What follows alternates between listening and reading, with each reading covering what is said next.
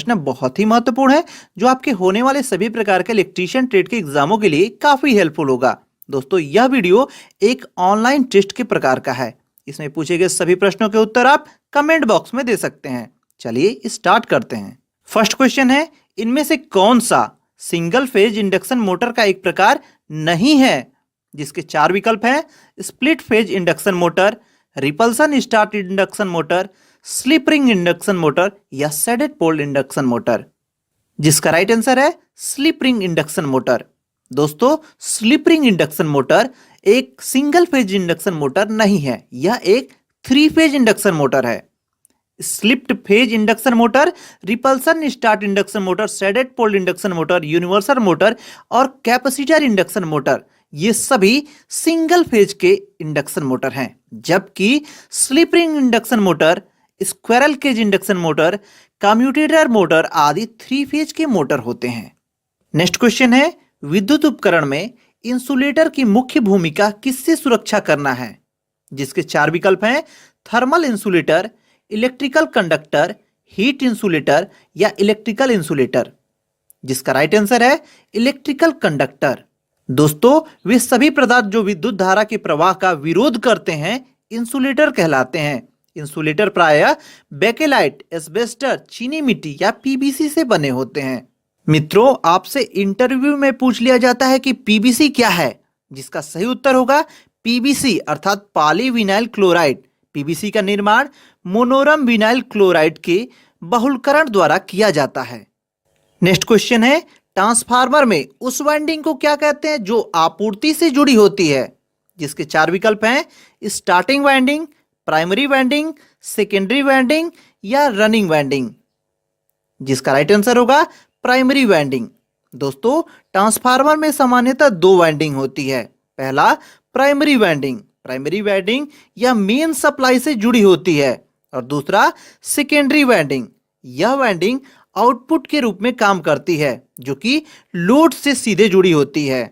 इस प्रश्न में दिया गया विकल्प ए और डी अर्थात स्टार्टिंग वाइंडिंग और रनिंग वाइंडिंग एसी मोटर के फील्ड वाइंडिंग के रूप में कार्य करता है। अगला प्रश्न है, सिंक्रोनस जनरेटर के संदर्भ में निम्नलिखित में से कौन सा कथन सही है? जिनके चार विकल्प हैं: पहला, इनमें स्टेशनरी आर्मेचर और रोटेटिंग फील्ड वाइंडिंग होता है। दूसरा, आर्मेचर और फील्ड वाइंडिंग दोनों स्टेशनरी होता है।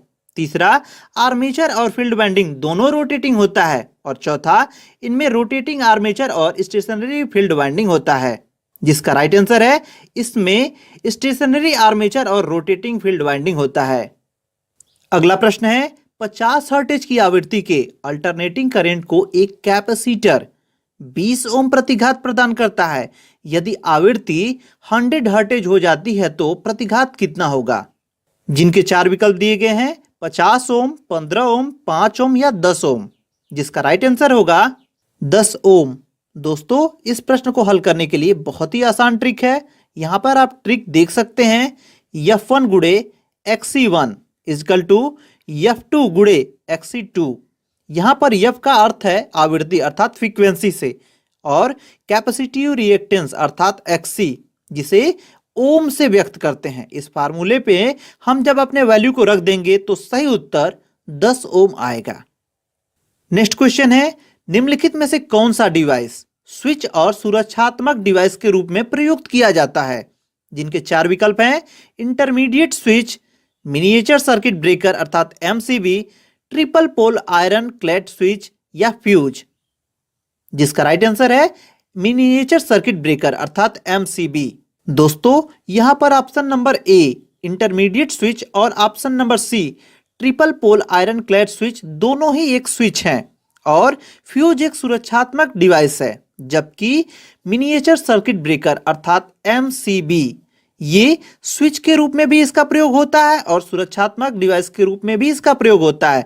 इसलिए इस प्रश्न का सही विकल्प ऑप्शन नंबर बी अर्थात मिनिएचर सर्किट ब्रेकर होगा।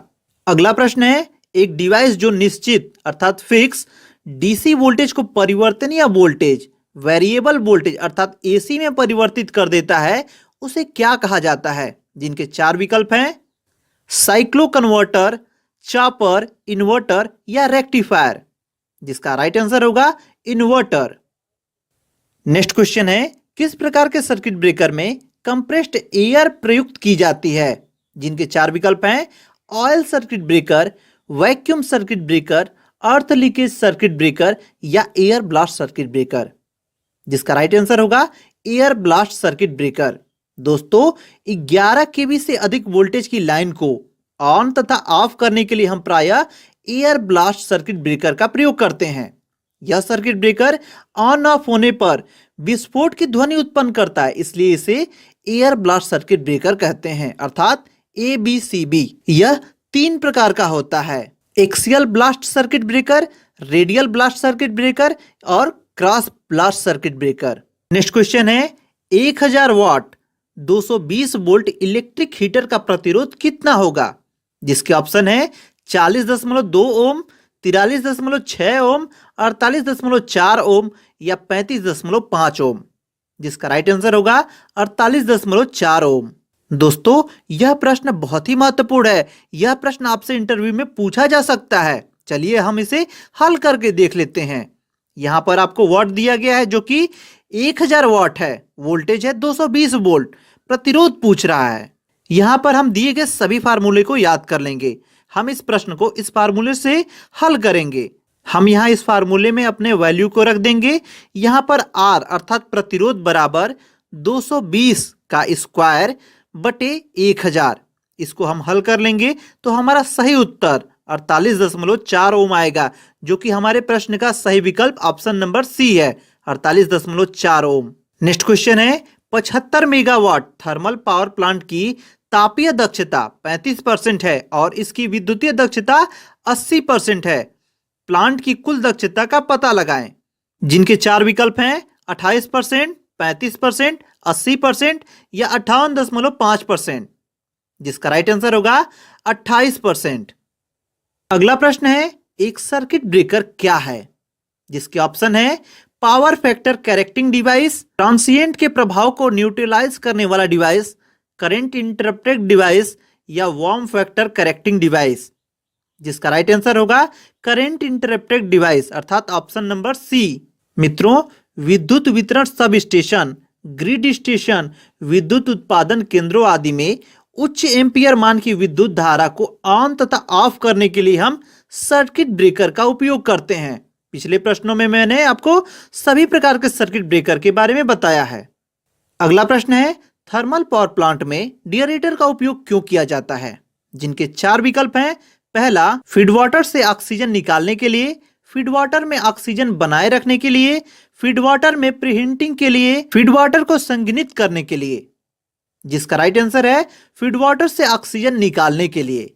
अगला प्रश्न है, एक इंडक्शन मोटर में ग्रॉस आउटपुट पावर कितनी होगी? जिनके 4 विकल्प हैं, सही उत्तर को पहचानना है। जिसका राइट आंसर होगा रोटर पावर की 1 - स्लिप गुना। नेक्स्ट क्वेश्चन है, जब sodium vapour lamp switch on किया जाता है तो यह किसकी उपस्थिति के कारण लाल रंग प्रकाश देता है? जिसके 4 विकल्प हैं, मैग्नीशियम, आर्गन, नियॉन और कार्बन। जिसका सही उत्तर होगा नियॉन। दोस्तों, यहां पर आप सोडियम वेपर लैंप का डायग्राम देख रहे हैं। सोडियम वेपर लैंप के ट्यूब में सोडियम की धातु के दाने और नियॉन गैस भरी जाती है। इस लैंप को जब हम विद्युत सप्लाई देकर ऑन करते हैं तो इलेक्ट्रॉन डिस्चार्जिंग प्रक्रिया स्टार्ट हो जाती है, जिससे सोडियम धातु के दाने का वाष्पीकरण प्रारंभ हो जाता है। इस कारण यह लैंप स्टार्टिंग के समय लाल या गुलाबी रंग का प्रकाश उत्सर्जित करता है। दोस्तों, इंटरव्यू में पूछा जाता है कि सोडियम वेपर लैंप को पूरी तरह स्टार्ट होने में कितना टाइम लगता है? इसका सही उत्तर होगा सोडियम वेपर लैंप को स्टार्ट होने में 10 से 15 मिनट लग सकता है। नेक्स्ट क्वेश्चन है, विद्युत कार्य के लिए सामान्य विनिर्देशों के अनुसार स्विच रूम के लिए पसंदीदा स्थान कौन सा होगा? जिसके 4 विकल्प हैं, ग्राउंड फ्लोर के बीच में, प्रथम फ्लोर पर प्रवेश द्वार के पास, ग्राउंड फ्लोर पर कोई भी कोना, ग्राउंड फ्लोर पर प्रवेश द्वार के पास। जिसका राइट आंसर होगा ग्राउंड फ्लोर पर प्रवेश द्वार के पास। दोस्तों, जब हम घरों की वायरिंग करते हैं तो स्विच रूम अर्थात बिजली मीटर, एमसीबी, फ्यूज आदि सभी विद्युतीय उपकरण के लिए सही स्थान ग्राउंड फ्लोर के मुख्य प्रवेश द्वार के पास होता है।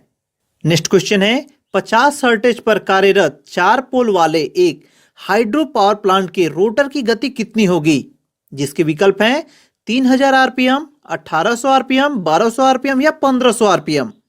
जिसका राइट आंसर होगा 1500 आरपीएम। दोस्तों, हाइड्रो पावर प्लांट में कार्यरत अल्टरनेटर के रोटर की गति ज्ञात करने के लिए हम इस फार्मूले का प्रयोग करेंगे। यहां पर आप देख सकते हैं NS इजकल टू 120 गुणे F बाई P। इसमें हम अपने वैल्यू को रख देंगे तो 120 गुणे 50/4। इसको हम हल करेंगे तो 1500 आरपीएम आएगा, जबकि हमारा ऑप्शन नंबर 4 अर्थात 1500 आरपीएम सही है। नेक्स्ट क्वेश्चन है, अल्टरनेटर की रेटिंग किस में दी जाती है? जिनके 4 विकल्प हैं KW, KBA, KBAR, MW।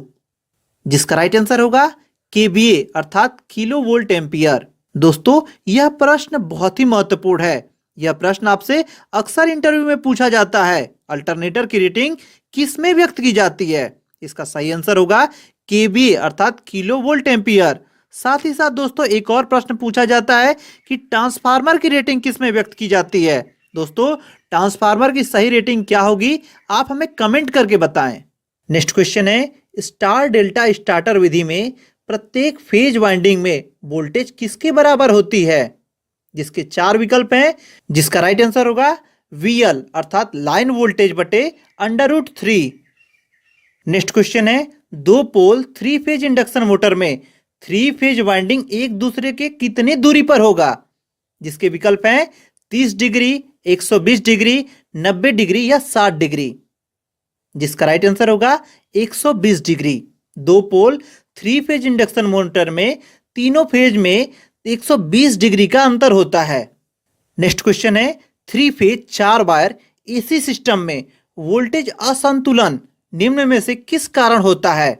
जिसके विकल्प हैं सिंक्रोनस कंडेंसर के उपयोग से, सर्विस मेंस का धारिता प्रभाव से, असंतुलित सिंगल फेज लोड से, असंतुलित 3 फेज इंडक्शन मोटर से। जिसका राइट आंसर होगा असंतुलित सिंगल फेज लोड से।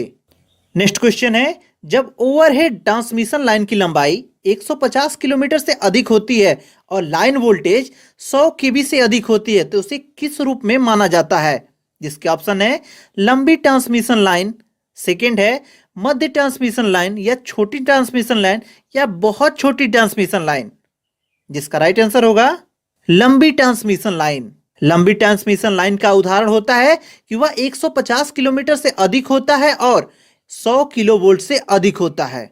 नेक्स्ट क्वेश्चन है, AC ड्राइव को स्थिरांक वोल्ट हर्टेज अनुपात के साथ वेरिएबल वोल्टेज, वेरिएबल आवृत्ति बिजली की आपूर्ति की आवश्यकता होती है, जिसका राइट आंसर है मोटर में मौजूदा फ्लक्स को स्थिर रखा जा सके।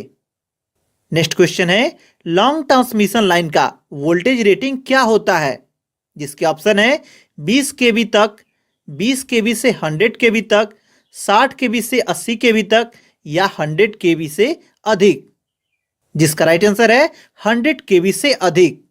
नेक्स्ट क्वेश्चन है, एक कोर टाइप ट्रांसफार्मर में जिनके विकल्प हैं 2 चुंबकीय पथ होता है, कोई चुंबकीय पथ नहीं होता, 1 चुंबकीय पथ होता है, 3 चुंबकीय पथ होता है। जिसका सही आंसर होगा 1 चुंबकीय पथ होता है। दोस्तों, कोर की संरचना के आधार पर ट्रांसफार्मर 3 प्रकार के होते हैं। पहला होता है कोर टाइप ट्रांसफार्मर, इसमें एक ही चुंबकीय पथ होता है, यह प्रायः सिंगल फेज के ट्रांसफार्मरों में उपयोग किया जाता है। दूसरा होता है सेल टाइप ट्रांसफार्मर, इसमें 2 चुंबकीय पथ होता है, इसका उपयोग 3 फेज के ट्रांसफार्मरों में किया जाता है। तीसरा होता है बैरी प्रकार का ट्रांसफार्मर, इसमें बहुत सारे चुंबकीय पथ होते हैं, इसका प्रयोग विशेष प्रकार के ट्रांसफार्मरों में किया जाता है। दोस्तों, मैंने ट्रांसफार्मर पे एक अलग से वीडियो बना रखी है जिसमें ट्रांसफार्मर को बहुत विधिवत रूप से समझाया गया है और उसमें ट्रांसफार्मर की रोचक बातें बताई गई हैं। इस वीडियो का लिंक मैंने डिस्क्रिप्शन में दे रखा है, आप उसे जरूर देखें। अगला प्रश्न है, उस ट्रांसफार्मर को क्या कहा जाता है जिसमें कॉमन लेमिनेटेड कोर पर एक से अधिक प्राइमरी और एक से अधिक सेकेंडरी वाइंडिंग होती है? जिसके विकल्प हैं distribution transformer, single phase transformer, 3 phase transformer या मल्टीपल वाइंडिंग ट्रांसफार्मर। जिसका राइट आंसर होगा मल्टीपल वाइंडिंग ट्रांसफार्मर। दोस्तों, इस वीडियो में आज के लिए इतना ही। यदि आपको ये वीडियो पसंद आई हो